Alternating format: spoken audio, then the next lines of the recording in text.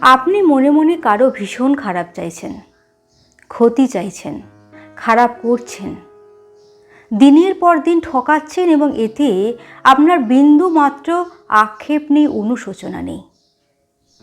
কারো আড়ালে সর্বনাশ করেও আপনার এক ফোঁটা লজ্জা হচ্ছে না, নিজের প্রতি ঘৃণা জন্মাচ্ছে না।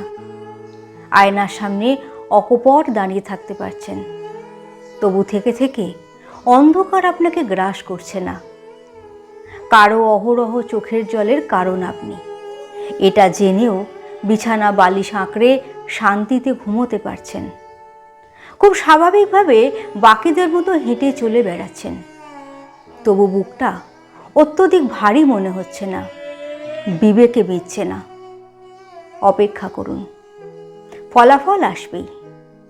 আজ না হোক, কাল না হোক, একদিন ঠিক এটার খেসারত দিতেই হবে, আপনাকে বা আপনার পরিবারকে বা আপনার খুব কাছের কাউকে। কিন্তু হবেই, এতে কোনো দ্বিমত নেই। পরের জন্ম বলে কিছু হয় না, আপনার পাপ পুণ্যের হিসেব বলে আলাদা করে কিছু নেই। আপনি যতটুকু দেবেন ঠিক ততটাই ফেরত পাবেন এ জন্মেই। সে ভালোবাসা হোক, অসম্মান হোক, ঘৃণা হোক বা কঠোর নিষ্ঠুরতা।